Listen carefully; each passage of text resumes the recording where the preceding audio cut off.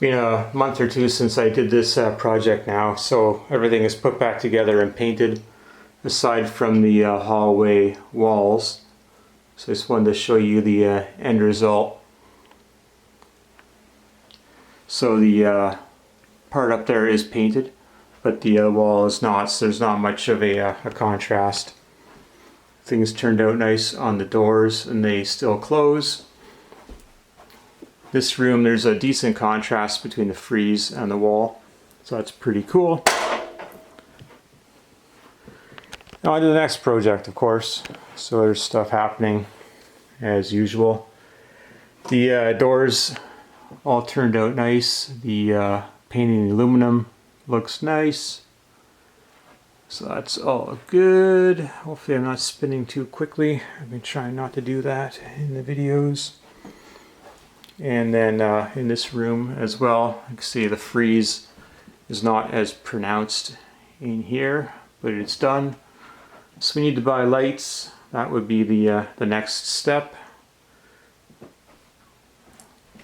So I'm not sure how long this video is going to be after I put all the pieces together. You can see the registers. I did ruin the carpet in both rooms. Oh no. So another project to deal with that. This carpet was kind of faded anyway, so no big deal. But if I didn't have an outro previously, I'm going to say it now. So thank you for watching. This video is going to start off with all the don'ts for spraying cabinet paint onto doors, and then the do's after that. So in this room here, I've got a bit over half a dozen doors in here that I sprayed. And this is the first time I've sprayed doors with the gallery paint. I've sprayed all the doors and the trim in here with white high build shellac already. And that went quite well. So I'm not a terrible painter, but I did learn something the hard way with the gallery paint. So one, don't use 10 tip if you're spraying vertical. You could do it on the horizontal. Like I sprayed some of the tracks for the sliding doors. I sprayed a trap door for the attic here. And then I sprayed a bunch of these vents. I sprayed them with shellac first, then sprayed them with the gallery.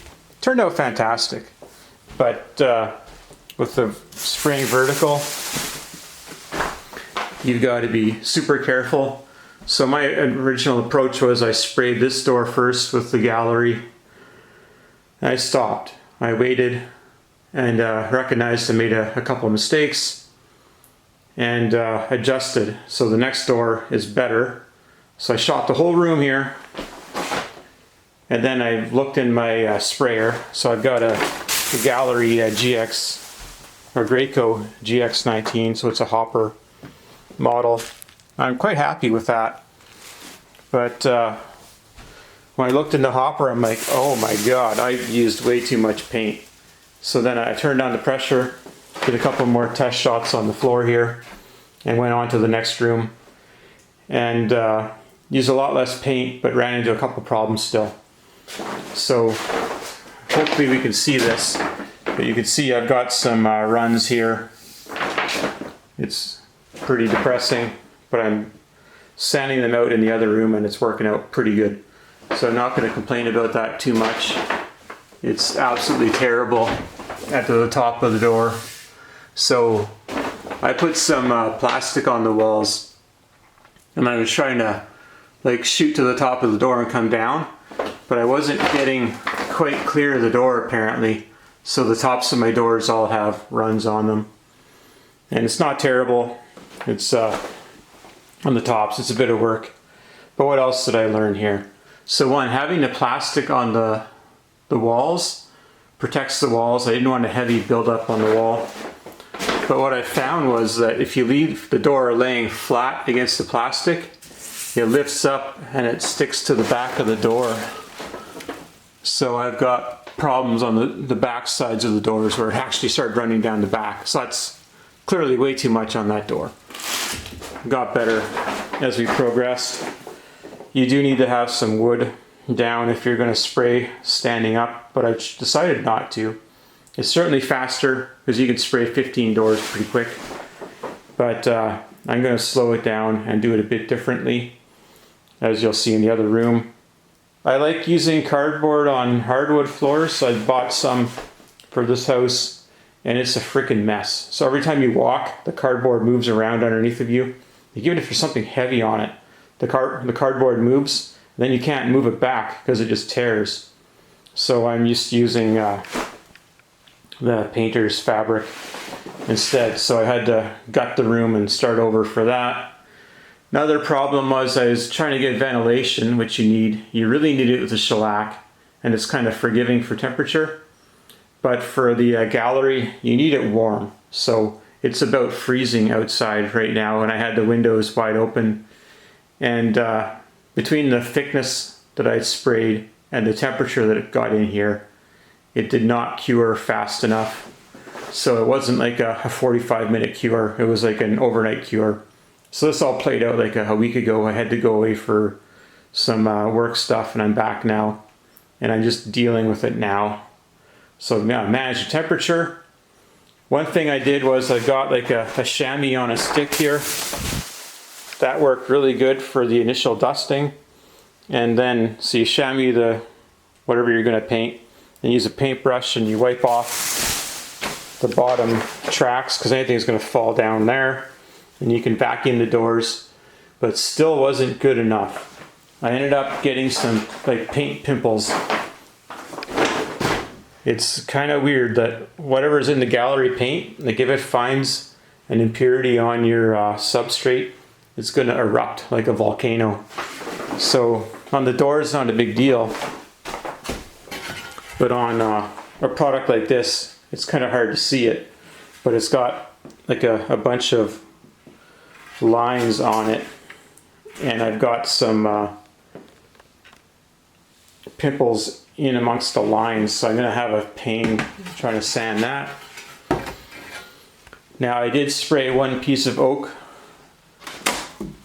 and they say not to spray horizontal surfaces that are going to stay horizontal, because this is like a countertop kind of thing, but it turned out okay.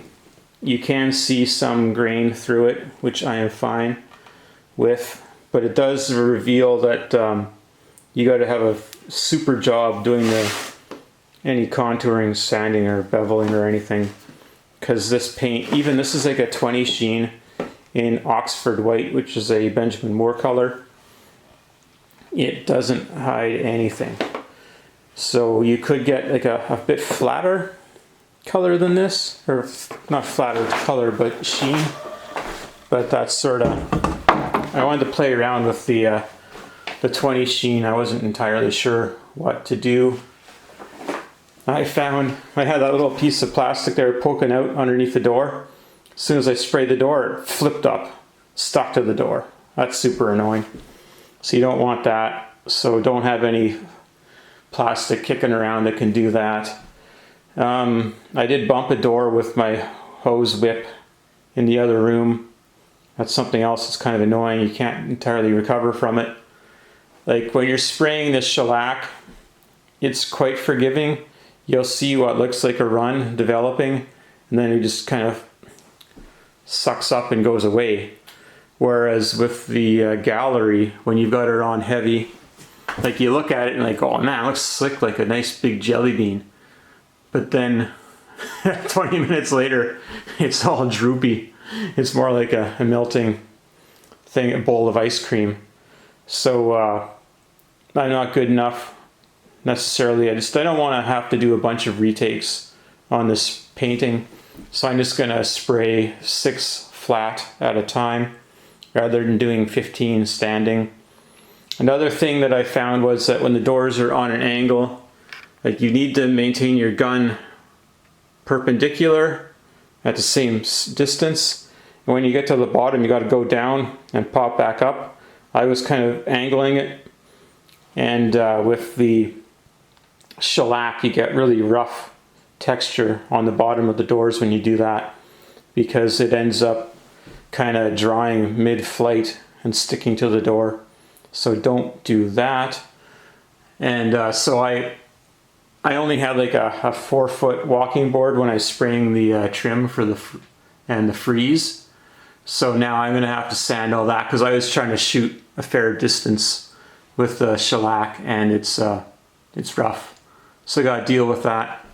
So now I've got 3 walking boards so I can set up the wall and go back and forth. Because like when you're painting, you got no time to think. If you see you've got a problem, you just gotta keep going. Like if your brain starts to process your error and slows down, you're just gonna compound it. You're gonna be just pounding paint on top of the door and it's gonna run. So don't do that. I had some old doors for test shots. Probably should have set them up and painted them first, because I would have found a lot of these flaws on the test doors. I did some shots with the shellac on the doors and my confidence was high, and that was not good for me. So now I'm going to lose about a day in sanding. So what else have we got to look at? I think that's sort of it. The rooms need to be super clean. Got to vacuum everything. So in this room here, I've made some bunks with some 2x4s, and then I've got some carpet for like a boat trailer.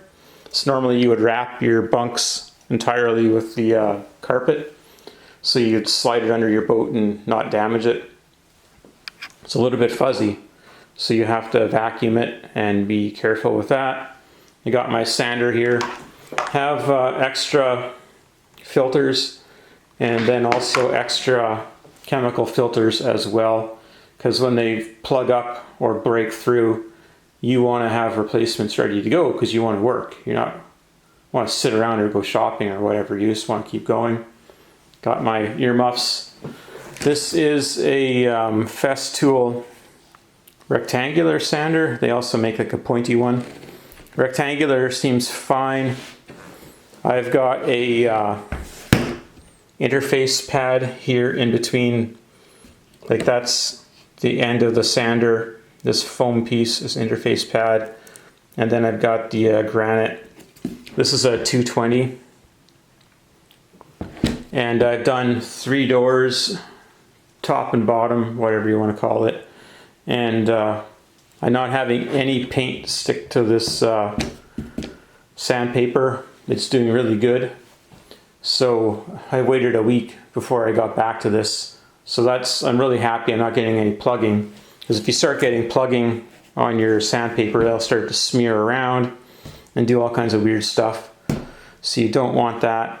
You do need to be careful on the edges. Like I've got my vacuum on here. I should probably adjust the pressure a little bit, because it's like sucking the sander right down. And then you'll burn through the primer and the first coat while you're trying to deal with any droops, because I had some build up on this edge, and then you end up going through it. So I'm going to be doing a 320 sand next. And then when you use a light and you check them, you look down the door, looks good on one end, you go to the other end and you look down the door the other end, and things are good. Had to take off my rings, because if you touch a finished door with a ring, you're going to leave a black mark. And yeah, you could use like a magic eraser and clean it, or you could just not do that and you'd be better off. I used a track saw to narrow and bevel these doors, and I should have done a better job sanding them. I don't know if you can see the saw marks there, but I'm going to have that for life. I just don't have time to go over these doors over and over again. So that's unfortunate. That's the DIY side of working on homes. Something just got on there and now I made a mess. But so the shellac covered super well. Like this, you can see some other videos I've got of this trim before I did the spot filling and the shellac, and it's turned out really good. I'm really happy with that. I sprayed the shellac on the metal components. I should have cleaned that one a little bit better. I'm going to sand it and make it look a touch nicer. Shot all of the plastic on these windows, and it's turning out really good. A bit of see-through here yet where you can see the Windsor One writing, but really happy with the way that has turned out. But you got to keep everything really clean, otherwise you're going to get like mass eruptions in your paint. I've got some more doors stuffed in the closet here, some more tracks. What else do we want to look at? Yeah, so I ended up getting some 12 by 15 painter's fabric. These ones are from Sherwin. They're called Contractor or something. They're like a big quilt. They're just random pieces of fabric all sewn together. There is nothing on the back of them. Whereas I got some other material here, or I do believe it's got a plastic on it. Yeah, these ones are from Home Depot, I think, and it's got like a plastic on it. And that's sort of handy if you got wood stairs, you don't want to just have fabric on it. There's one of the walking boards there. I've got some more kicking around. Got the Tyvek. The Purdy. I used to use the Sherwin sanding sticks. The first one I had lasted forever, like 10 years before the mechanism started acting up. Then the second one lasted like a day, and then I returned it and exchanged it and got a third one, and that one lasted like a year, and then the mechanism screwed up, so I'm done with them. So I got like an 8-footer and then like a 4-footer so I can do hallways without jamming the handle into the wall behind you. In the bathroom, got some music. I got methyl hydrate I've been using to clean the gun and the machine when I'm doing the shellac. And then I've got more gallery paint here. You definitely need a mixer for the shellac because it comes like a little mound of shellac chips in the middle of the can. You got to stir them up to get it all built in or mixed in. This is the granite, so the 320, I got 100 of them. That's like a lifetime supply, like it's gonna go forever. You could be the biggest screw up ever and never run out of sandpaper. I got these at Lee Valley Tool, but they have other places you can get it. That's the size.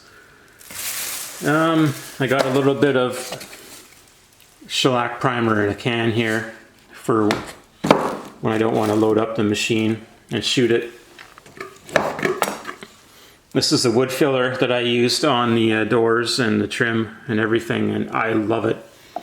It's a bit more work. It leaves a stain. It says stainable, but it leaves a stain on the wood when you put it down. But it's nice and hard when you sand it, and it doesn't like undercut. Like if you're using spackle or drywall mud or toothpaste or something, when you sand it over, it kind of goes concave and goes in. This is the good stuff where it looks perfect when you're done sanding it. It looks like a robot put it all together. I did get a spare filter. I got to confirm that's actually fits my gun or not. But after I shot 6 gallons of the shellac, my filter was like 2/3 full. And I was able to break all the junk out and clean it, but I thought I better get a spare. So I've got a 308 FFLP and a 208 so that I can fix this. That's the way it goes. I'm using a masker. These 3M maskers are absolutely wonderful. You can do all kinds of different widths of plastic. You can do like 99-inch. You can do 18-inch. It's super fast. Got some pump armor. I tried to stand the doors up and do some different stuff, and it was just a freaking nightmare. It did not work out for me. If you have 2 people and you've got like rough floors, it'd be okay. But in carpet, the doors sink, and you have to like hold them up out of the carpet with stilts or something. So I just, like I said, I'm just gonna make sure the room is super clean and stagnant and I don't have any dust flying around. I'm gonna shoot these doors light with the 308. Another thing I learned was that with this style of door, like you do the two sides, you're good for that, but then you don't like go around the door and swing over and shoot the inside perimeter of this panel. You just spray it with a little bit of an angle while you're spraying the main door, and you get enough coverage. If you try to spray the inside of this frame on a 24-inch door with like a 310 tip, you get too much overlap in the corners, and you get a hump or a sag in the paint, so that is no good. It's going to be a little bit tricky to spray these doors flat. I'll probably have to move them around a little bit. You don't want any handling damage either, so I'll have to be careful with that. But that is my life right now, trying to get these doors and this trim all done up. And I took out the closet hardware that was in here, because like when someone comes into your house and the house looks awesome, you don't want them to open the closet and go back in time 50 years. You want it to look the same. So I use the same trim on the inside. It looks good. And I'm going to build nice shelving in there so that it shows the same appearance as the rest of the house.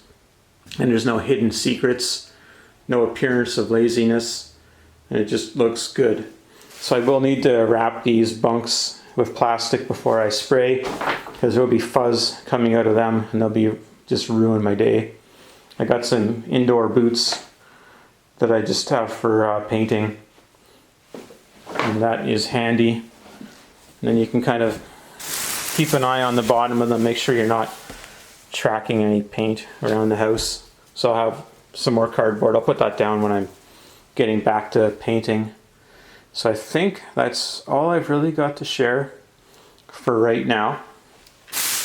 Big old bucket of receipts. So at Sherwin-Williams, you can go in and tell them that you are you're looking for a contractor rate. And if they start asking you questions and you're not necessarily a contractor, you could tell them you're a weekend warrior and you're just always going at it. And there's a good chance that they'll give you a contractor account. It just runs off of your phone number. That'll save you some money, because they have like 33% off days for their non-paint stuff. Then you get a much better deal on the paint as well. And I bought a box of the Powerhouse caulk. This is what I would recommend for most trim when you're caulking it to the wall, or caulking corners and stuff like that. Works really good. The Shermax, they talk about it being more stretchy, but it's a really runny product. The consistency of the Shermax is really nice. It's quite thick, and when you put it on, there's like very little waste. Whereas with the Shermax, it's kind of droopy. You got to be careful with it, and you're gonna, when you run your finger down it, it's just gonna make a big splooge all over the place, big mess. So be careful where you decide you want to use that. I had painted this crown previously, and over the course of the winter, it broke off from the ceiling in a number of places. So I had to go around with a putty knife and break it away from the ceiling. The entire perimeter, I don't know if there's 50 feet of this stuff or what it was, and then you got to do both edges, top and bottom. So it was quite a bit of work. And then I redid it with a Powerhouse. And it's winter right now, so everything is shrunk. Like, I have a humidifier, but it still shrinks. It's not going to stay at 50% humidity year round where I live, which is sort of the target. So I did that. Like I said, I'm going to paint the frieze. So I'm going to use the gallery and paint this between the picture mold and the crown mold to make it appear like there's like a wood panel in there behind it. see if it looks good. I'm going to do the same in the bedrooms as well. I don't know if I'll be getting crown molding for that or not. I did spray one threshold going into the room here. You can see I've got like commercial carpet in this house for some reason. I don't know why that is. But there's no forgiveness. If you don't caulk something, it's going to look pretty terrible. So I'm going to have to go back and caulk that. And they say not to spray floors with gallery. But this is like upstairs, no shoes. Thinking it's going to be okay. It'll probably look better than the stained oak. Got a bit more oak here. And here, which I may or may not shoot these railings, I don't know. Yeah, so this closet, I left everything in. I kind of just entombed it in there for the time being, and it seems to be working good. So I'm rambling along here. So anyway, I showed a bunch of mistakes and how to fix them, hopefully. So you don't want to end up with what I ended up with. Like it was pretty depressing, right? Because I kind of worked towards this for a number of days to get ready to spray. Did my one shot, feeling pretty confident, make some adjustments, shoot the room, and honestly, 90% of the doors are perfect, but that 5% really stands out. You can't have a big run right across the door. So I'm happy with the product I'm using. There's a bit of learning in it. It's easily accessible where I live. It seems like the best brand name waterborne kind of cabinet paint that you can get. The Benjamin Moore, when I researched this a year ago, they didn't have anything comparable. Their waterborne had a super long hardening time where it became a problem where you couldn't use the home, and this home is being occupied, and it's going to not be in hard service, but it's going to get bumped around and stuff. You don't want really tacky or soft paint in the house. So I went with Gallery. This is some other brand of paint with Sherwin's name on it, right? So I don't recall the name of what the paint is, but they bought into this. They knew it was going to kind of meet what they needed. They did have a big recall. They had a ton of bad paint that came out, but I think that's behind them now. But you still need to have some skill. But it looks quite good. Like, I was actually really impressed with the doors that I did that turned out good. Out of 15, I had like one presentable door. So I feel like moving forward, they're all going to turn out really good. And the next part of this video, I guess we'll see these doors shot on one side, and we'll take a look at them as they're kind of setting, and then we'll look. I'll get some of them hung. I had written on the doors where they're from. The shellac kind of, it doesn't really hide black marker very well. It kind of comes through, but after 2 layers of shellac and then the gallery, the writing was gone. So what I ended up having to do is write on the tops of the doors. I didn't write on this one. I'll have to figure out where it came from, but right on there.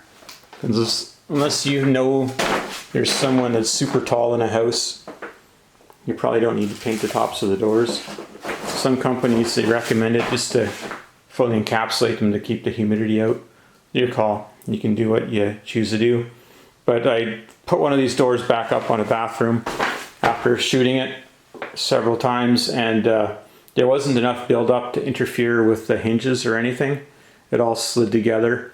So you're not like putting a thick rubber layer on the door by any means, not intentionally anyway. So again, I'm gonna wrap it up here. It's getting close to half an hour of just yapping, and we will move on to the next stage. Copious amounts of sanding later. We got all the doors back to where they were, so we saved everything, and I'm gonna give it a shot. These are all sliders. I'm gonna do 6 of these tonight. I'm gonna try to do 2 coats, It's about 11 o'clock at night right now. So the goal here is to hit these, and then if it looks good, then we will wait for 45 minutes, see about sanding there again with a 320 grit, and then doing them once again there before going to bed. Then they should be done in the morning. I got the bunks wrapped, and then I've got the doors sitting on some stir sticks to raise them up so they're not touching the plastic. So I'm fairly confident that that's going to work out, but you won't know until you do it. So that's sort of where we're at. We got all the doors are sanded, all 15 of them. That's quite the nuisance. So I'm gonna load up. I got around a half a gallon, 3/4 gallon in there. I'm gonna throw in the machine with a 308 tip. So I'll take the 310 out and go with the 308. Hopefully that works out. This is a def jug with a lid cut up so I can shoot into here. That's sort of nice, so you don't get splashback, or not too much anyway. That's just water for this gallery paint. I think that's going to be fine. Then I'll clean the machine with methyl hydrate when I'm done. But otherwise it cleans up with water okay. That's all I cleaned it up with the last time around. And I've got the other room here again with the sliders. This is these are 8-foot 2x4s here. Kind of wish I went with 10s, but I probably wouldn't have enough space to do it. Because like to spray these, I don't have an extension or a clean shot, so I've got to kind of shimmy in here and do one door without rubbing on the other one. So I figure out my plan of attack, and hopefully I don't learn any bad lessons tonight. Like there's obviously stuff could fall on the doors and ruin the results, but we'll see whether that happens or not. I really don't know, so I don't want to try painting them vertical again. I could, but a little bit shy about doing that because it took me a lot of time, right? About 8 hours of sanding to get back where I started the last time I tried to spray them vertical. So let's hope this works out, and then I can get the next batch of doors done tomorrow, because I'll probably do 2 or 3 coats on them, then wait out the day and kind of prod at them and see if it's safe to flip them or not. And hopefully these doors don't warp laying down here like this, because you're laying water on them on one side and not the other. Guess we'll find out. I'm thinking probably not, but I have heard that is a concern. So I got my mixer, my gun. I'm going to turn on the music and get this done. So the next frame here will probably be me looking at these things drying off. Alright, I got another harvest of jelly beans going here. Nice and slick. So I gotta wait about 45 minutes for this tack up here and get ready for a quick sand, and we'll hit them again. So that was about 3/4 of a gallon I put in here, and I'm getting them down. So it might be 3/4 of a gallon to do 6 doors on one side twice. That's kind of what I'm looking at. So time for a little bit of a break, and then I'll be back at it.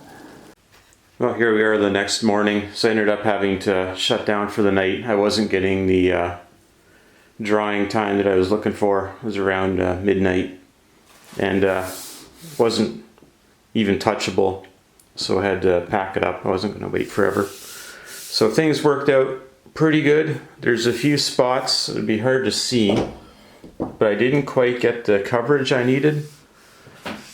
You can see it. It's all white. It's hard to get the camera to show it. But yeah, so I'm going to have to do one more shot of these doors today. They're pretty close. You could almost hang them the way they are, but I'm trying to get this figured out and just be good at it.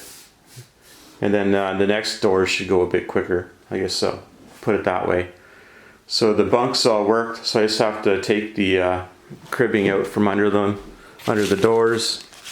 Then I'll sand them, spray them, they can have breakfast. And we just keep painting doors. So that's sort of the update for today. Things look good. They look like factory, not quite, not that good, but we're getting close. So I'm pretty happy with that. It's about 45 minutes after the last coat I did here, and things are looking quite good. I do see something kind of funny going on there. Hopefully that kind of dries out and goes away, but like I said, I'm just not getting enough airflow to get the proper dry times in this room. I did get the thickness set better. I turned up my pressure a bit, again around 1400 psi, but don't follow my numbers because I'm not entirely satisfied with them yet. I'm still trying to figure that out. I set up my light on a tripod. It's like you're shooting white on white, like with minimal lighting in a room. It's really hard, like even with the spotlight there, it's still really hard to see what you're spraying. But we got it pretty thick. The concern I have is that I put it on almost as thick as when I did it with the doors vertical. I'm trying to achieve like a lighter shot on it, and then maybe doing an extra coat. Because like I need to do all of the trim work, right? And I'm really concerned about doing that and having a problem. Is if I do a bad job, that's like intricate sanding. Like to sand these doors, like now, between coats, it's like 25 minutes to sand and vacuum the 6 sides of the doors. You just scoot over it quick and suck it up and you're good to go. Not really getting much for imperfections from like dust or, pardon me, fallout on the doors. So that's good, but I'm not going to be able to move these things for a while. So I'm kind of stuck. I got it once they fully dry on the outside. I'm going to do some sanding in the hallway, but I can't really do anything because I'm just afraid of anything falling on the doors. So these are going to go up pretty soon, and it'll be out of the room, and I'll be on to the next batch. So I got 3 there, and then I think another 3 here. I think there's 9 doors in this room right now. So this system is working good. You just have to kind of crawl underneath, and I shoot.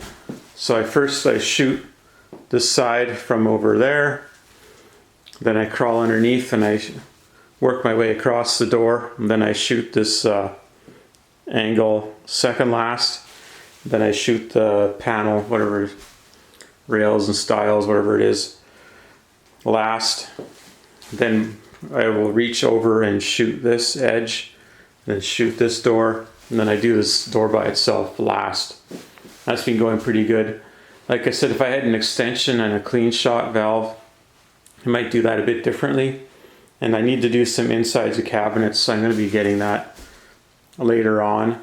But again, I got to get a little more comfortable with my vertical painting with this paint before I try to do any cabinet work, because I don't want to have any trouble. But same with the trim. If I can get this trim mastered, I'm good to go for the kitchen. So that's the one room, and I tried to do this attic hatch, so it really looks like a nice jelly bean right now. It is nice and looking good. I did this room first, and it is still wet. I'm not seeing any like major pimples growing on these. Like I tried to use a tack cloth and wipe them off, and that wasn't really assisting me. I don't know what the deal is there. So I just use the vacuum, and you can feel to the touch whether there's any grains or anything on the doors, and it seems pretty good. So I got another 4 doors in this room that I got to do. So it's going to be just a day of waiting and painting by the looks of it, and we'll keep working our way through the batch. Okay, so it's been about 4 hours since I painted these doors. They're good to touch now. And I'm feeling confident in moving them. So we'll just kind of gloss over them and have a look. See if we see any problems. See a little bit going on there, but it's hard to get the same perspective from the camera as the viewer, but they look pretty good. I'm happy with them. So this was a tough skill to earn, but I think I've earned it. Any little blemish will show. I don't know if you can find that guy or not. Little dimple there. Will these doors always be under the critical eye? Yes. Whenever I walk by them, I will be staring at them. So they have to be as good as I can get them, or they will just irritate me. And I feel like I've achieved what I'm looking for. Boy, it's still a little bit wet-ish looking there. Making me nervous about moving them. I'm trying to keep busy around the house doing other stuff while I'm waiting for this to happen. Like, I would be hesitant to have fans in here to try to speed up the process, because that could interfere with the outcome. So we're gonna wait. At least I'll be able to hit another 6 doors today. It's only 2 in the afternoon, so I think I can get 2 shots on them. And if I do them heavy, I think that's what it's going to take. So that's the benefit of doing them flat, is you can lay them on with no regard, but without too much concern. Because it's better than being a little bit light, because I found that if you do them a little bit light, you can't recover, because I just all I had to do is sand them. But you do end up with some, I don't know if orange peel is the right word for it, because that sort of has another meaning. But it looks like an orange peel, and that there's like dimples and stuff going on. But I think if you walked into a hotel and saw these doors, you probably wouldn't think anything of it. They just kind of belong there. And that was sort of the intent of this project.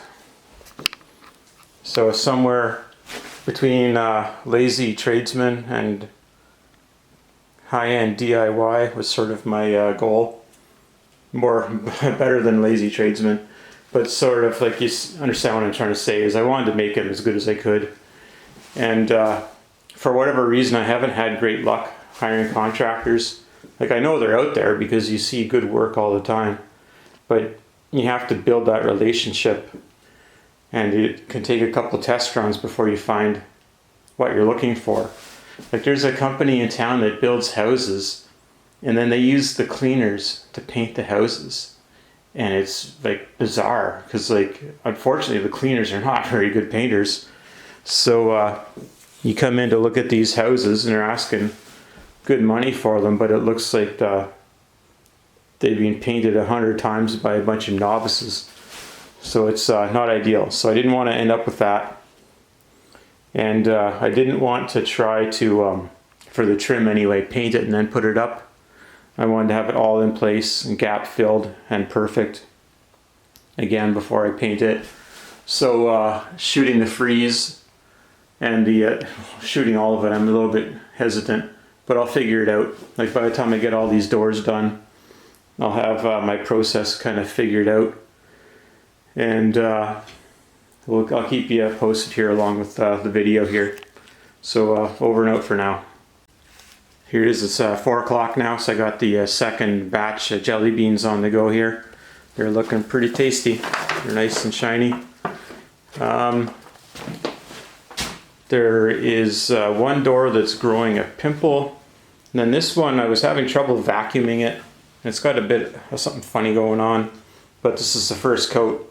So I'll just be sanding it down to deal with it. I don't know if we can see it there or not.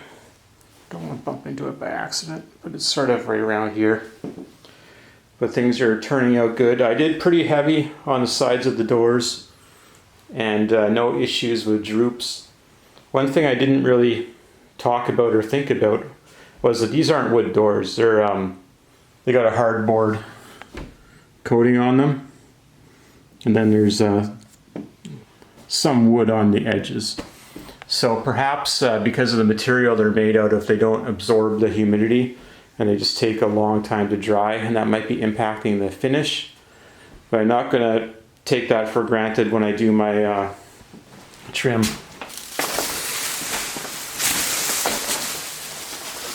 So there's another group of them in here. So chugging along, it really doesn't take long to paint them. And for the painter, I'm leaving the paint in the line. I'm taking the tip off and putting it in the jar. And then I am filling the hopper half with water. Like first, to empty the hopper, I just put it in prime and put that into the pail. Then I wipe the sides of the hopper down to get the paint to the bottom, and then I prime it again into the paint can. So I save most of my paint. Then I'll put half a gallon of water at the most into the hopper, clean it up, and pump that into my waste pail. And then this just being water, it's not a big deal to get rid of it. So that's all right. Now I got some of the doors on display here. They're all looking good, other than this one has a couple pimples. So depending on how many rejects I end up with, I will go through and paint a last batch for a third coat. But I'm hoping that my third coat paint jobs are few and far between, as I say. I don't want to have a whole whack of them. But I'm just going to save that one and get it in again if needed. Well, it needs it, but see, hopefully there's not more than 3 of them that need to be done. Because I'm going to shut this room down and start finishing the trim in that room. That's my priority. Then this room, then the hall is last. So just the update there I wanted to provide. Alright, so it's Thursday night now, so I've got all of the doors done. The sliders on one side, the swing doors on both sides. They mainly have 2 coats on them. Some of them will have 3 coats if I wasn't happy with them. But they have turned out really, really good. So I was running about a half a gallon to do one side of 6 doors. And that's laying it on quite heavy, probably at the limit of the paint. And with the flat door laying on its back, it'll take it. I didn't get any runs. So that's the route I went with that. And I just started doing the trim packs. So actually, for the timing, I never got any better than 4 hours of curing time with these doors and that paint in the rooms that I've been painting in. So there was a couple days where I had to get up at 5:30 in the morning and do a sand and shot before going to work for 7. This Tyvek I wouldn't recommend. It's sort of like a non-breathing texture. It's pretty much a sweat lodge. There's other ones you can get in the paint stores that are more fabricy. I'd recommend going that route. So to do this room, the first coat of the gallery paint, I've already lost my mind here. What is it called? Yeah, the gallery series. It was about a quarter gallon to do the trim packs in this room, from hitting here on an angle and then doing the rest of the room and above the picture rail on the wall. So it looks like it's turning out good, and it might actually be able to get my hands on it at the 45-minute mark. We're pretty close. So the long time is probably due to how much paint I was putting on those doors. That's why it took so long. So you're faster to hit them with light coats and do a third shot versus what I was doing. But we'll see if we can get close to a wall to have a look. Just give me a second. Oh, I'm gonna ruin the trim. Trying to take a look.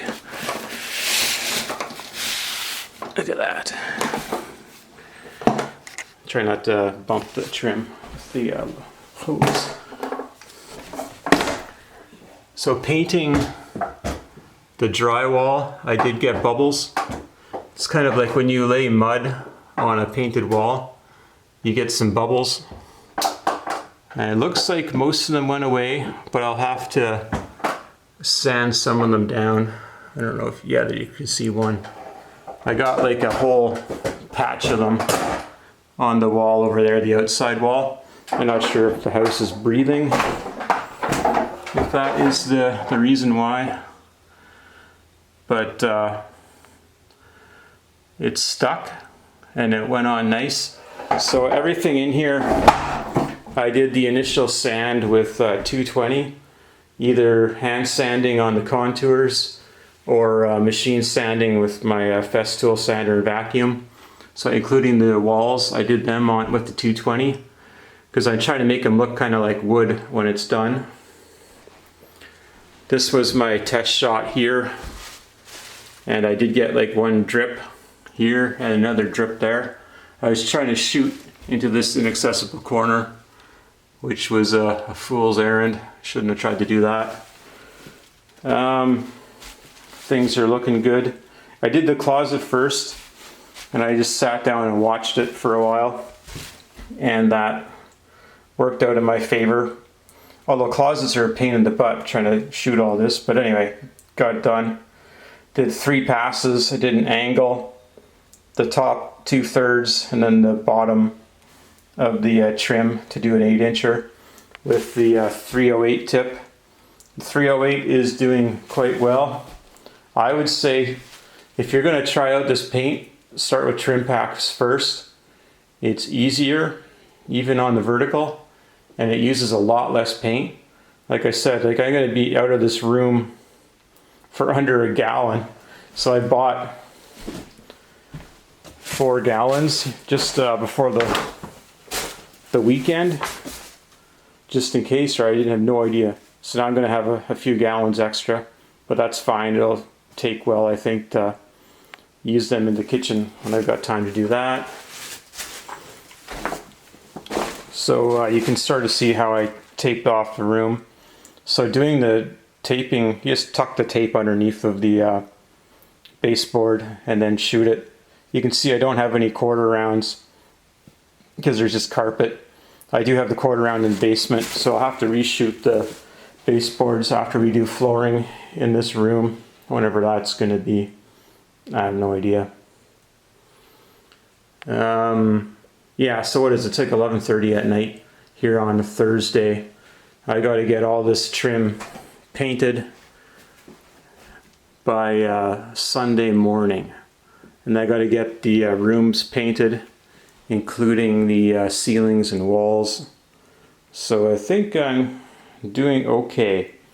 I was really worried that this trim was going to be a catastrophe like the first time I did the doors, but I just like kind of spraying pretty fast, to be honest.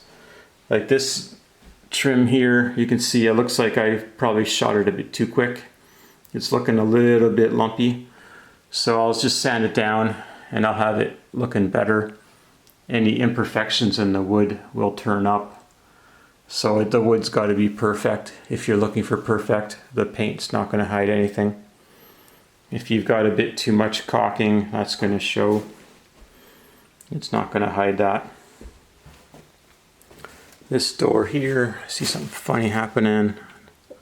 Not sure what that is about. I did have a stain on one door that I had to shoot it with the oil primer to block it. Is the shellac, they just pass right through the shellac. It doesn't work for certain stains. So I use this in gallons, but I have just a spray just in case. But yeah, like I said, I had to use the oil version. And I only waited like a half an hour. It was still tacky, and I shot it with the gallery, and that was okay. What else is there to look at? This is the next room. I'm going to get up in the morning. I've got to sand it and repair the taping. I can shoot it pretty quick. I'm doing the closets backwards. I should have had them ready, but I didn't, because I was doing the doors. Like, if you got something laying flat, you can't do nothing in that room.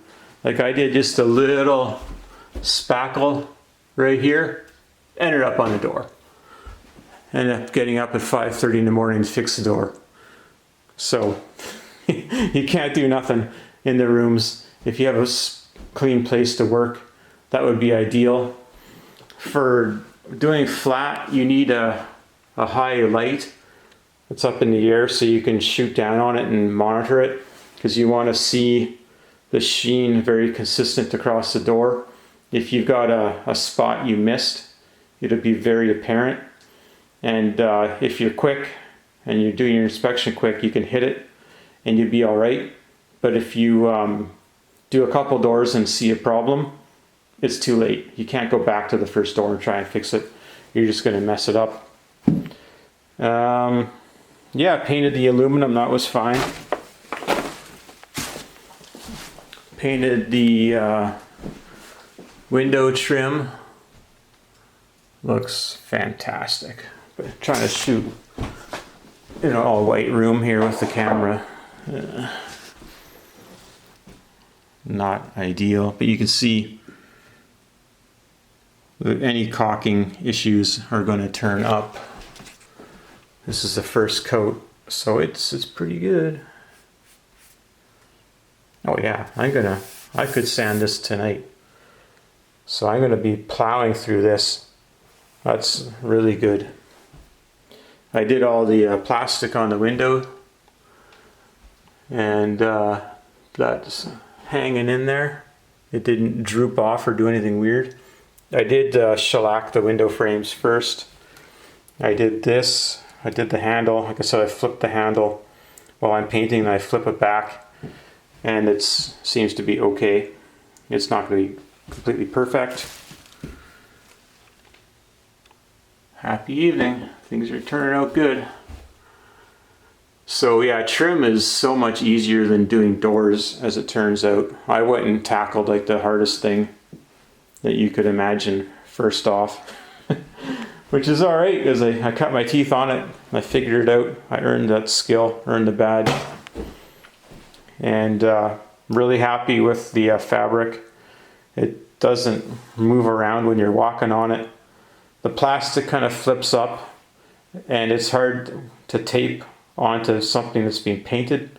Like, I've had the tape down for like a week now, right? And some of the taping I had to redo, and you can't tape onto painted tape. It doesn't stick very well, and the plastic tries to flip up. So you have to like have your toe pushing it down while you shoot past it and keep trucking. But yeah, it's pretty upbeat. This one's probably not quite ready. I just took a shower after spraying it, so it's pretty close though. But between taking a shower and getting back here for an inspection, no horrors. It's mostly cured. There's going to be a few thick spots probably that I'll find. But yeah, this is really good. So this is the Windsor One trim. This is what it looks like after you do all your patching, your caulking.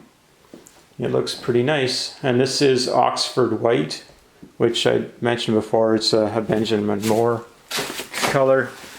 I had an interior decorator over when we were buying blinds, and she picked this color for us. And they just match it, and they keep pumping it out. Hasn't been a problem. They thought I was doing cabinets. They thought I did like 1 million cabinets when I was in there at the store last time. But it's not cabinet doors I'm doing, it's just doors.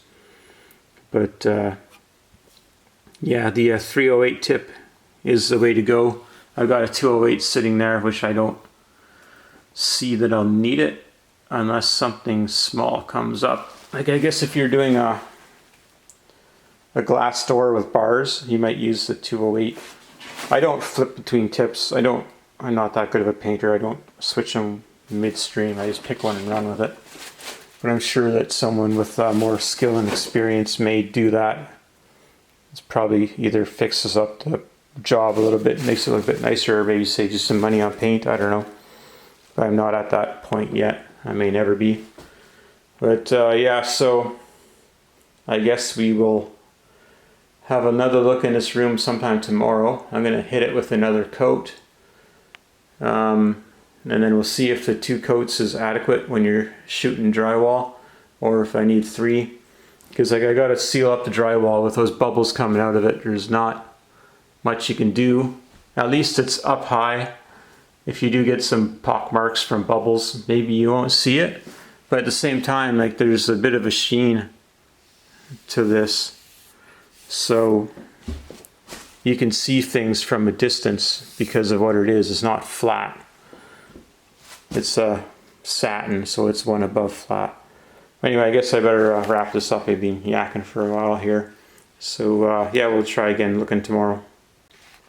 Actually, I'm still here. It just dawned on me. Let's talk about these benches here. So these little ones, the light ones, they're like half the price of this bigger one in the middle. They're far lighter and much more portable. You can move them around, less likely to whack something with them. So I do like them. And like I said, like you could fold a leg and put it on the stairs, but you're going to be down. Whereas this one, you can lift a leg and put it on the stairs and you're still going to be up high. So you kind of want to have one of the bigger ones around. Plus the legs pop out. Like if you're in like thick carpet, you could roll with this guy. Whereas this one, the legs come out a few inches on each side and you're quite well protected. It's handy to have 2 of them when you're sanding with the power sander. But I keep mentioning a clean shot. So like if I had an extension and a clean shot, I could do this trim from the ground.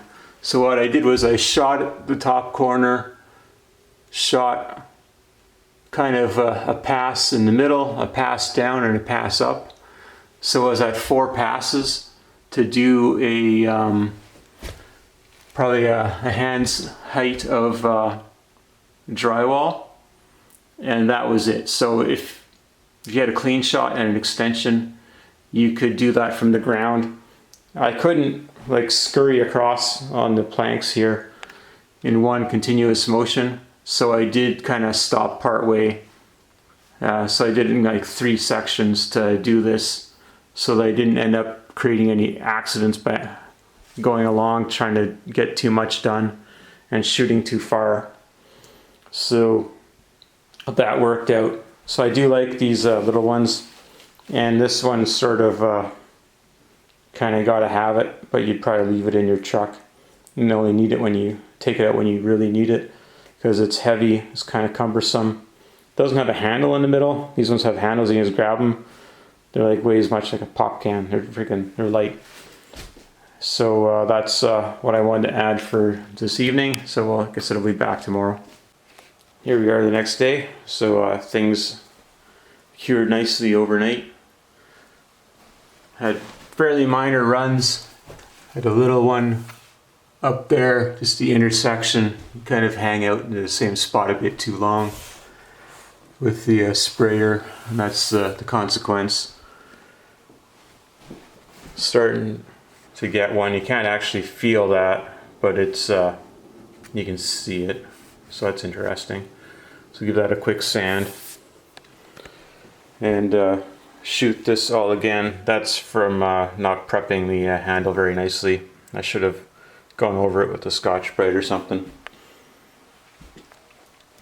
Kind of walk over here and then look down the rail so you can kind of see the sheen. So this is the 20 sheen like I'd mentioned before. And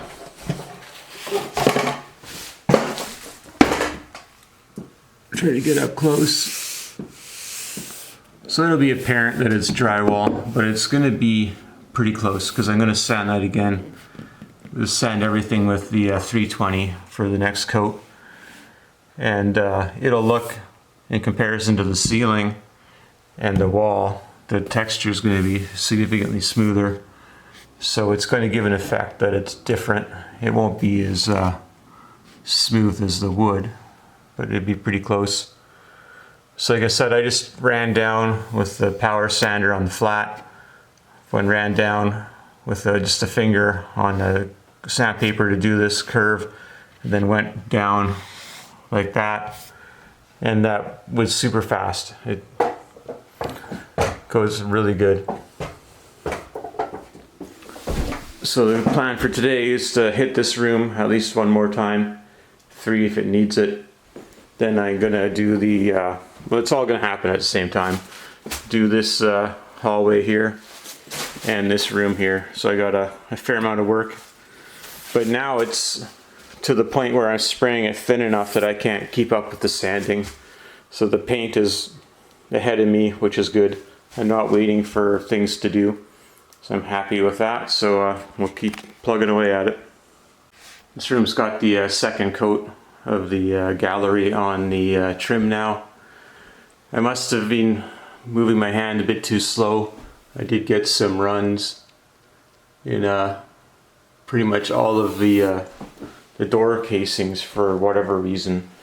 So that's unfortunate, so I'll have to sand them down and hit them a third time. But things are looking good. I feel like I've got the picture rail and the frieze pretty much dialed in. I might just do another shot just because I think it's not much work. Just scoot around the room. The sanding is the effort, really. At least with the gallery you can sand it. It's not like latex paint where it just like gums up and chunks yank off. So I did have to wait a bit longer for this to dry because of any of the clumps or the runs, whatever you want to call them. So I went ahead and primed the closets because I was sort of stuck for work to do. So I got ahead on that. I have to have this room done tomorrow at lunch. So I got to do the ceilings. So just the cutting in takes time, of course. The ceiling only takes a minute.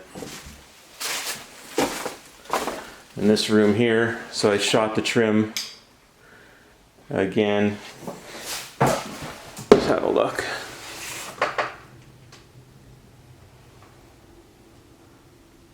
Like one shot will get you for the most part. So 3 is probably unnecessary. I can see some imperfections over there. It's not imperfections, it's just not flat. So you gotta do 2 coats so that you can kind of get it flattened out, because you're sort of using the paint as a primer in a way to skim out the drywall. Maybe in new construction you wouldn't have to, but you get a lot more bubbles, I think, in new construction. But the bubbles all kind of sit down and go away. They're not quite as catastrophic as like a bubble on a door or on a trim. With the drywall, it's not that bad. So over here, bit of a texture to it still, and that's just because it's the first coat, like I said. Once you sand it down, it'll be okay. It's a little bit rough here. I got a bit of overspray, I think, on that. You gotta be careful around the plastic because the shellac breaks off of the plastic, and that was my first shot. So it's something to keep in mind. Looks like I missed a spot right there. That's a bit problematic. Try to tape back the tape.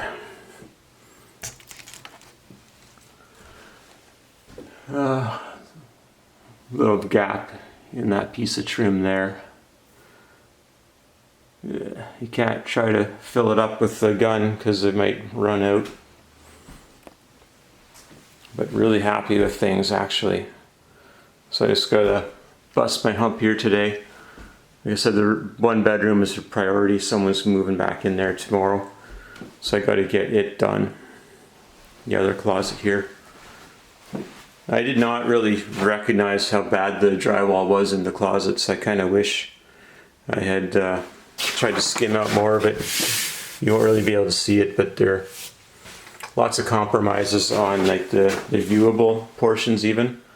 I'm gonna build some cabinets in here, so what are you gonna do? I was practicing my cutting in on the trim in the closets too. So no more spraying in the closets. My cutting in skills are not quite what they used to be. So one was the brush I was using wasn't quite ideal for it. So I'll grab a better brush out of my pack, or my toolkit kind of say.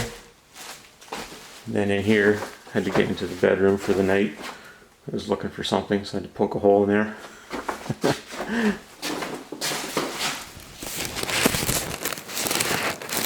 Nothing in there. Yeah, so again, some runs. That's kind of unfortunate. At least I can get them out of there pretty quickly between the hand sanding and the power sander.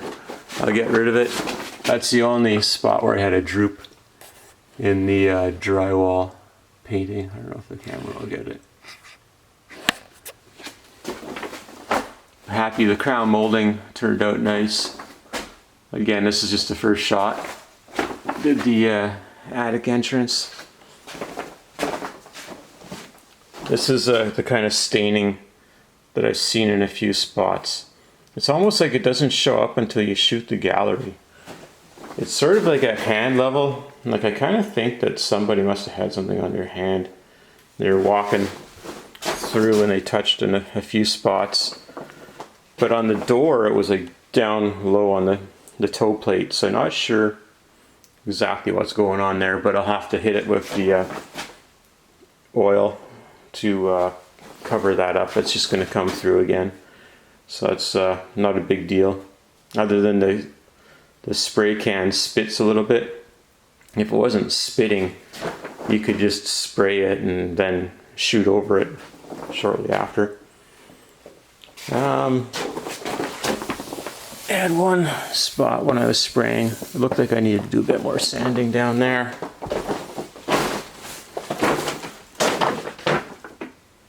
Yeah. Some more. You know, it's sort of concentrated where you do multiple passes on the corners. So I was trying to like spray upside down and over on the face, but I couldn't make that curve, so you end up like spraying sideways. So that might be the reason it looks like that. So it's a skill dexterity problem. I'll have to figure that out, because I don't want that to happen again. And you're making multiple passes when you're trying to do the door casings, right? So one extra pass and you're in for some trouble. Some fuzzies showing up there. I have to do a quick sanding. I knew that was going to happen in a few spots with the Luan mahogany or whatever that trim was made out of. It kind of had that behavior. There's a lot of shellac pieces down there, so I gotta be super careful around this plastic. But yeah, so all of my droops are up at the top corners, so I'll have to just smarten up when I'm spraying those, because like I said, I need to get this done. This area is not quite as critical. I can do this while there's someone living upstairs. Oh, there's another droop up there. I think I lost track of where I was in that region when I was painting, to be honest. That's probably what happened there. I probably did that area all twice.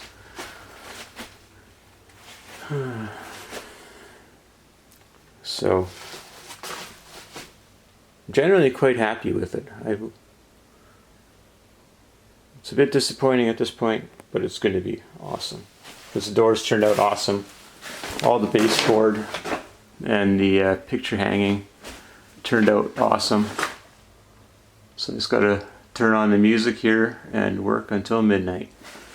Get another 13 hours of painting today by the looks of it. I'm not the best painter, not the fastest painter. But that's what it takes. You put in your effort. So we'll see where we are next. Just got the second coat shot here in the hallway and the bedroom.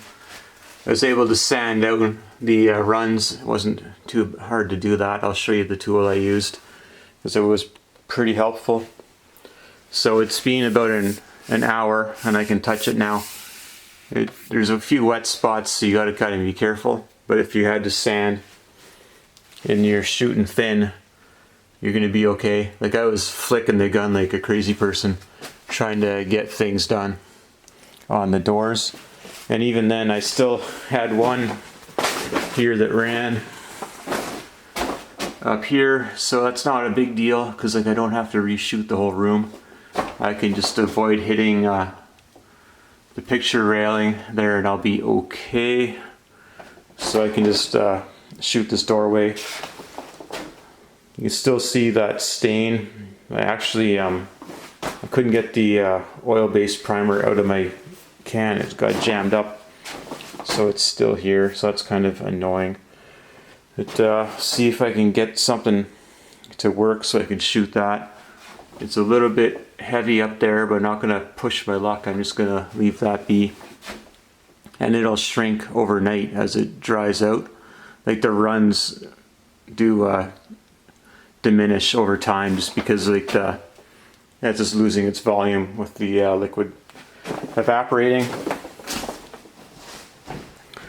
So I'm thinking 2 coats is fine as long as you don't see anything. And when I say that, like if you were painting and you've got like a proud spot on the drywall, like say a screw that was kind of got a bump on it, and if you keep sanding it and it wipes out your coat of paint, then that's going to be a problem. So try to hit them the best you can. I think I've got everywhere. On the baseboard, I know there's a funny spot there. It would be behind the bed, so I'm not worried about it.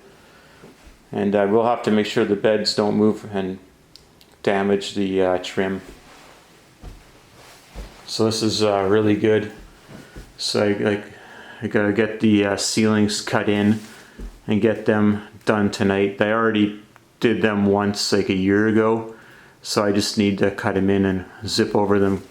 I'm gonna use a not a 3/8/10 millimeter, but a thicker nap on the brush, or the roller rather. That works really good. You can keep a wet edge, it doesn't dry out on you and become a nightmare. So that's a really good tip that I learned from a lady at the paint store, was to go with like I don't know if it's a 3/4 nap, but it's surprisingly bushy. You wrap it up with some painter's tape, then you pull it off and to remove any fuzz, and you're good to go. So I ended up shooting the closets again, and that actually is to my benefit because where I didn't do a good cut with the primer, that problem is now gone. It's ready to be recut again, but I got to do better with the final paint. So that's pretty exciting for me. Isn't paint drying exciting? Sometimes. It's the payoff here. There's been a lot of work has gone into this. It's a little more upbeat than the last part of the video. Yeah, so I had some scratches on this thing the last time I painted it. I think I didn't use the right sandpaper. So it's I sanded with 320 and now it's nice and smooth. It took I think 3 coats to get rid of the oak grain. I didn't try to seal it in any way. Then that thing has to go up there. Once everything dries, I'm going to give it about a day, a couple days. I found that like when I was doing the doors, if I was to wait for 4 hours and then flip a door, the paint sticks were almost sticking to them from the weight overnight. So yeah, give it a bit of time and it won't get stuck. That's all I'm trying to say. So the closet is getting the Emerald Designer. That's just plain white eggshell. So that's that. And everything is white and off-white. That's the way my wife likes things. So this one is some other color here, 7100 Arcade White. So I gotta do this in here. Like if I have any energy left after painting the ceilings, I'm gonna cut this room in But again, you gotta be up for it. Like, yeah, you can make it happen, but you gotta be in the mood to do it right. Or me anyway. I would like to get this done. Just letting a little bit of fresh air in here. It's below freezing outside from what I can tell, so I don't want to freeze everything. So just getting a bit of fresh air in. And boy, you got to be fast when you're painting with the vertical surfaces with this paint, but you can do it. So you just gotta earn your badge, as they say, right? And then not get frustrated. It looks good from here, but too bad there's that run. But with this machine, is super efficient. Like, you probably only lose like an ounce of paint or two when you use the machine. Like, what I do is the hose is all filled with paint still. Oh, I should have taken the tip off. I normally take it off and throw it in the material, the alcohol. But anyway, what I do is I pump out whatever's left over back into my can. Then I wipe it down so all the paint goes to the bottom. And I pump it in bypass again into the can. And then I pour a part jug of water in here. And I pump just briefly back into the can. And then I'll pump it down into my waste container here. So I don't lose very much.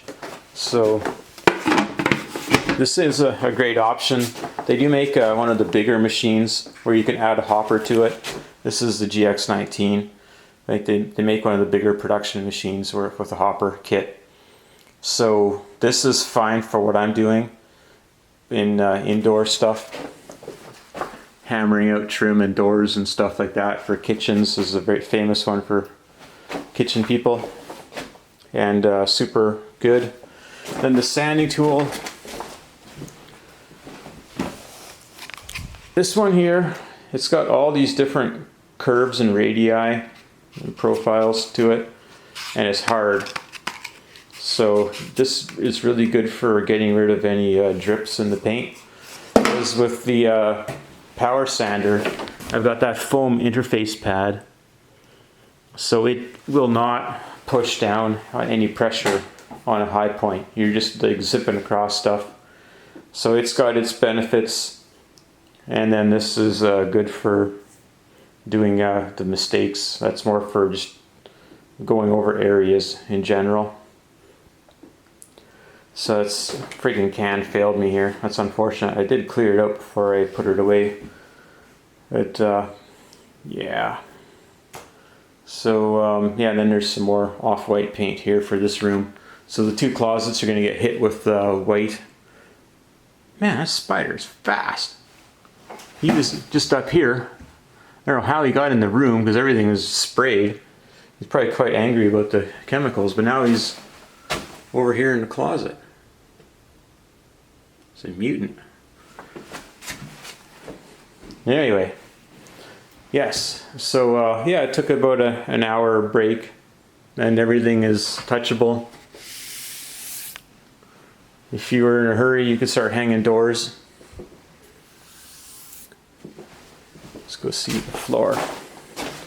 So I shot this threshold again. I was concerned it might absorb like black from rubber. I stepped on it when it was in primer with my boot, and kind of took the black.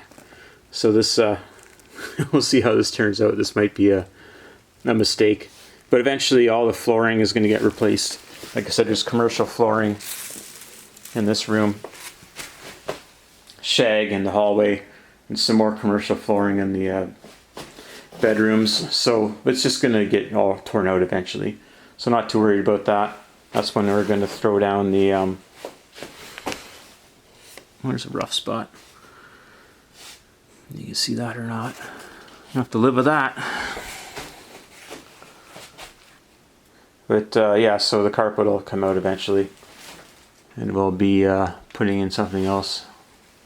So all right, we'll get on to the next stage. All right, just did my cardio doing the ceilings here. So that worked out really good. So it's a 19mm or 3/4 inch nap roller. I'll show you the package in a second. I will say you should be wearing these when you're spraying at the very minimum. The 6001 organic filters, but you need to keep them in a Ziploc bag when you're not using them, because they'll suck up all the chemicals in the room and use themselves up. So that's not good. You won't get your money's worth for that. That's the Promar 400. Getting down to the bottom of that. This is the way I like to cut in. So you get a pail with a grate, and you can see that the brush or the roller is not sitting in the bottom. There's enough space for a liter or a quart of paint or whatever in there. So I hold that in one hand, and then I'm painting with the other hand. So you kind of dip it, flick it, tap it a little bit, flick it, and you'll have about the right amount of paint on there for rolling. Or you can even dip it on the roller, enough paint for brushing. Then you can dip it on the roller to keep the roller juiced up, because you don't always want to be dipping the roller, especially for a small area. And what I do is I cut it in tight with the brush, and then I use a 3 or 4 inch roller and roll beside it so that you don't end up with brush streaks on your cut-ins. And then you don't need to try to get super close when you're tearing away with the 10 inch roller. So that's the way I do it. You can see I was about an inch away over there, but that's fine. Other than my cut-in nap is not as heavy as that one. I've not found a good 3/4 inch cut-in roller anywhere. Yeah, I think that's it. Other than, yeah, we'll take a peek at the package. So that's it here, just the Contractor Series lint-free soft woven. I did wrap it in the blue, and then so you could do like a half lap all the way around, a spiral. Then you rip it off and it pulls all the fuzzies out of it, and you're good to go. There's another spare little brush. I don't have a good cutting brush, so I'm just trying to make do with what I got. So it's like 10:30 at night. This room turned out good. You can't see it, but the point is that I was able to blast through here without losing my wet edge. So you roll, then you do like a quarter lap over just to catch anything. You know what I'm talking about. But the trick is to use the 3/4 inch nap, and you'll get things done. Still got to clean up this machine because I'm done with it now.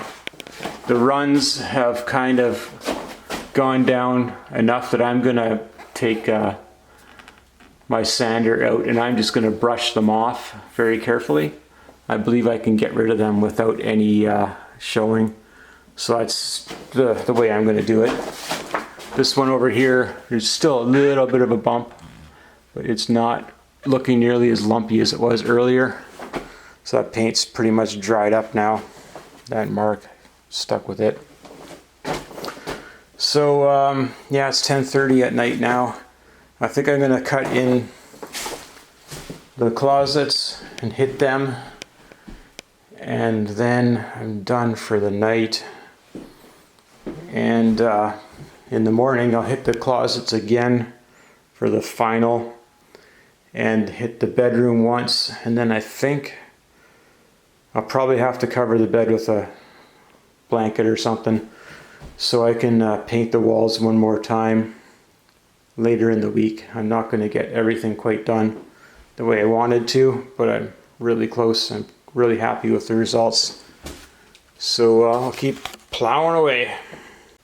Well, here we are. It's 11:45 here on Sunday. I just did the first coat with the, what is this stuff? Emerald Designer Edition. that paint is fantastic to work with. So I've used under a gallon to cut in this room. It's probably like 10 by 12 roughly. Let's see how much is left. Just the bottom of the can left. So about a gallon to cut this room in. Obviously there's a fairly large window, person door, and then a big closet door. But like when you're painting over pencil marks and stuff where I was measuring stuff, whoosh, just go over it and it's gone. It's nice to work with. It doesn't run, it doesn't do anything weird. So I am super happy with it. Oh, I see I missed a spot right beside that receptacle, so I'll have to hit that before I get out of here. And yeah, it's been a fantastic paint. I'm definitely switched over to Sherwin-Williams, Benjamin Moore. Aside from their high build Fresh Start primer, not going to use their products anymore. Super content with this. And then when I went to the Sherwin-Williams dealer, they comped me the designer for the price of the regular emerald. I guess it's not selling very well. And then you can get all the designer colors in any of their paint products now. So there's no forced demand for this paint. So I don't know if they're going to continue to dump it forever, but I'm happy to take what they need to get rid of for the time being. So yeah, it was really good to cut in with. And like there's my cut in brush here. And super easy to follow a line. Couldn't be happier with that. And then having the picture rail, it was pretty easy just to do it from the floor.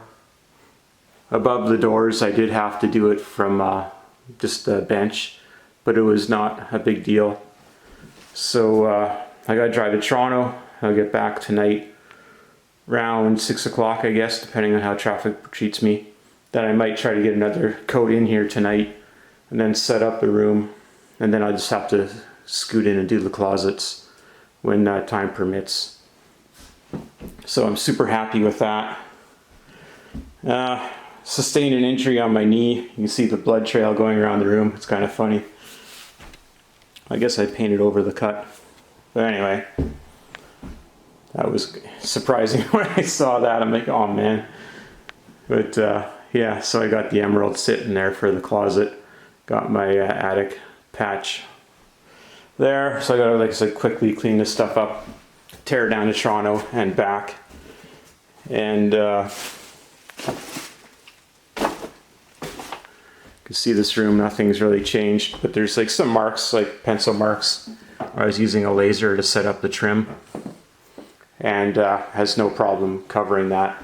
So this room is just a slightly different shade of off-white.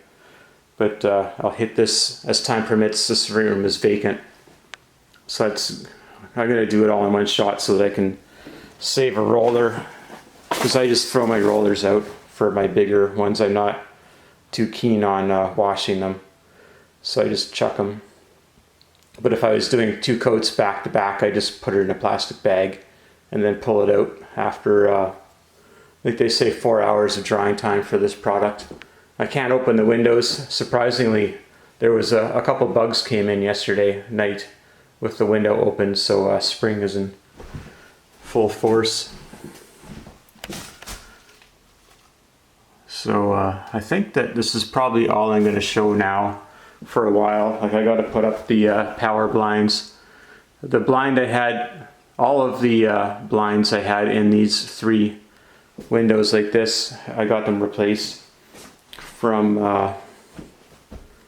oh, their name is eluding me right now, but the ones that we got were not made very well, and they started to like unravel and have some problems. So they remade them, and it's kind of interesting because of the tariffs. Instead of manufacturing them in the US, they sent us ones that were made in Mexico, and we found that with the silhouette blinds that we got that were made in Mexico, they were fantastic. So I can't complain about that. They make great products. No need to knock their skills. So I don't know what happened with the US made ones, but they kind of sucked. So anyway, they're going to go back And yeah, so I got to tidy up here. So over and out. So I want to take a quick shot of this Emerald Designer Series paint. This is just in a regular color. It's not one of the designer colors. It is 7100 Arcade White. And so this has had one coat over a prime surface. And it actually looks quite good. I had read some reviews where people were unhappy with it. And trying to show it to you the best that I can with a light. So this room, I sprayed the trim. So that's a different type of paint. But the point is that there was spray on either side of all of the trim.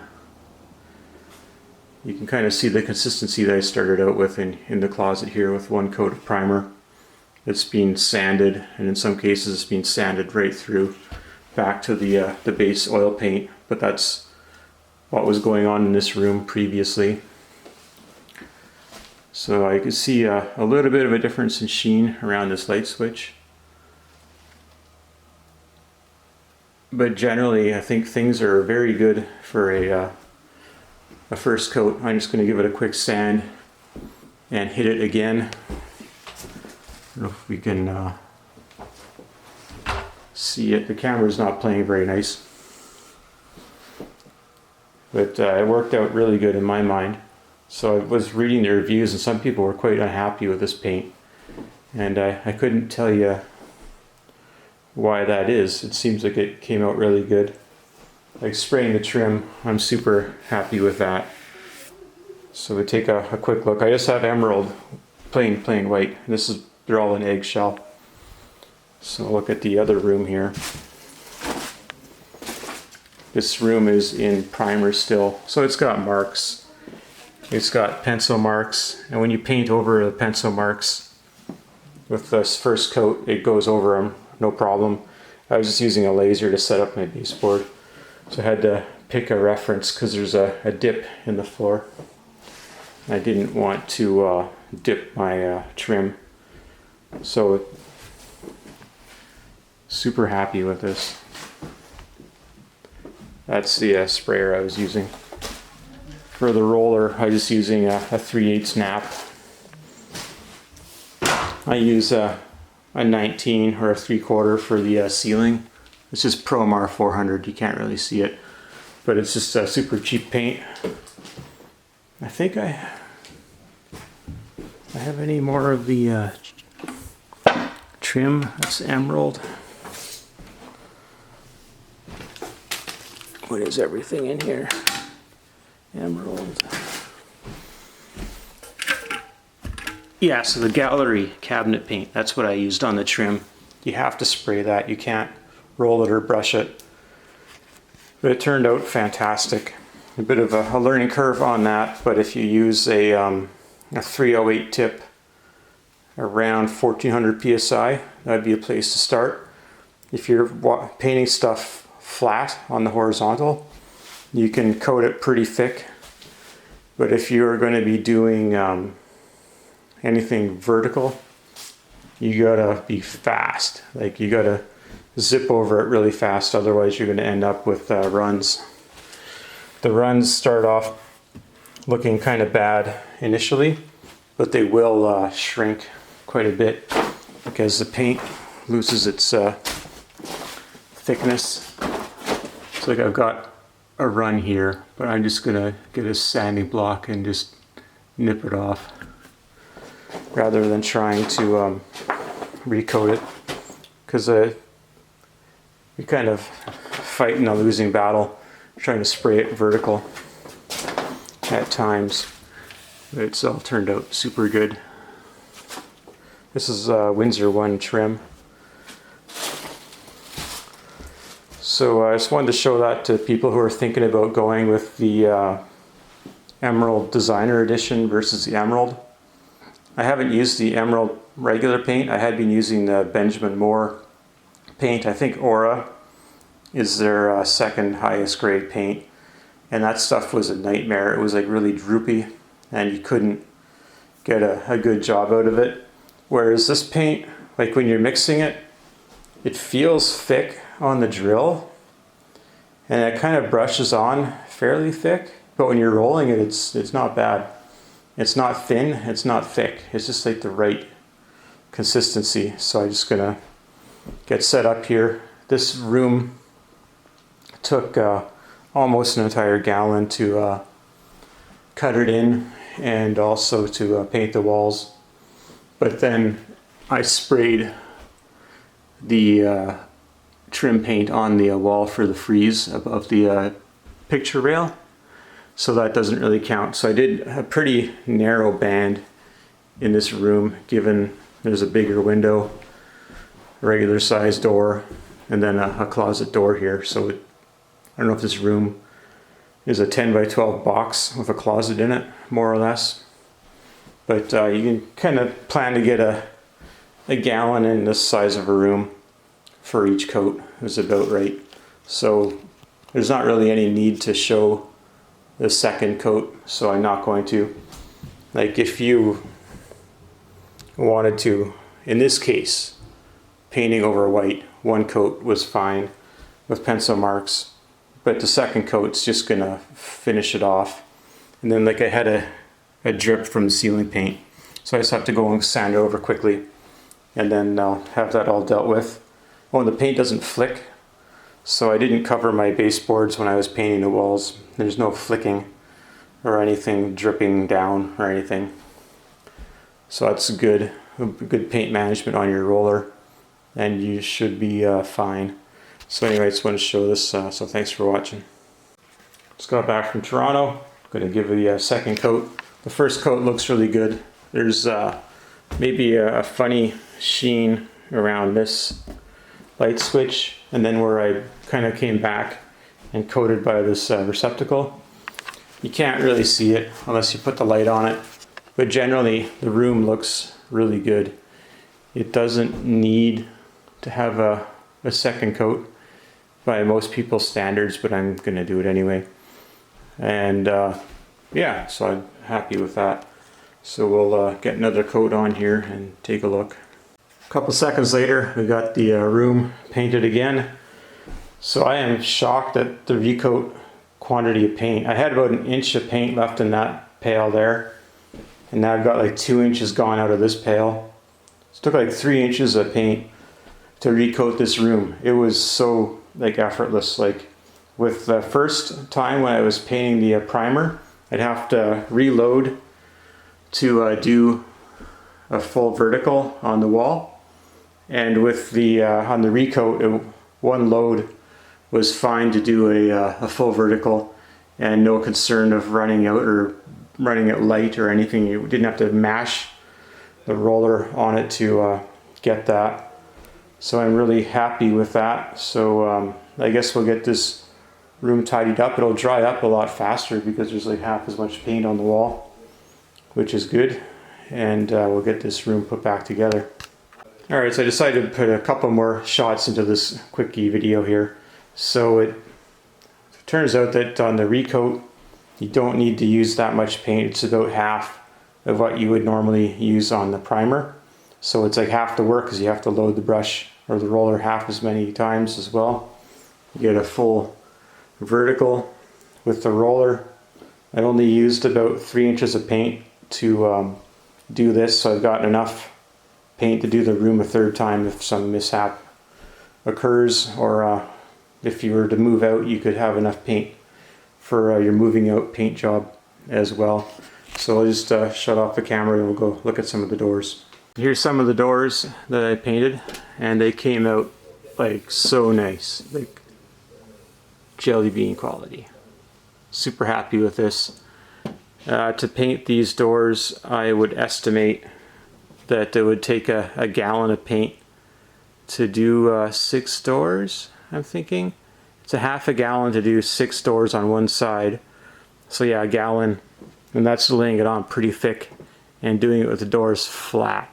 If you were to do them vertical, you couldn't get nearly as thick. It would be really hard to achieve this kind of finish painting doors vertical. It would take some experience and some sanding to figure that out. So this is part of like a bigger video, but I wanted to show some of the highlights in the final. Also shot the return air vents. I shot this threshold. Shot the covers for the bifold sliders, or not bifold sliders, but double sliders. So we could paint anything we could find, could put paint on it basically. Got some more over there. So it worked out super good. So I'll have a longer video you're welcome to look at that has all of the details of how I did this, all the trials and tribulations and difficulties I went through. You can see this is what I had painted previously with a brush, and I just wasn't happy with it. So that's how we ended up getting to this stage. So you can see more work that I did here. Lots of work. I'm happy with the GX19. I got my indoor boots there. I got to clean this thing up now. But we're all done with the spraying. We're just doing the walls, which are super easy. So thanks for watching.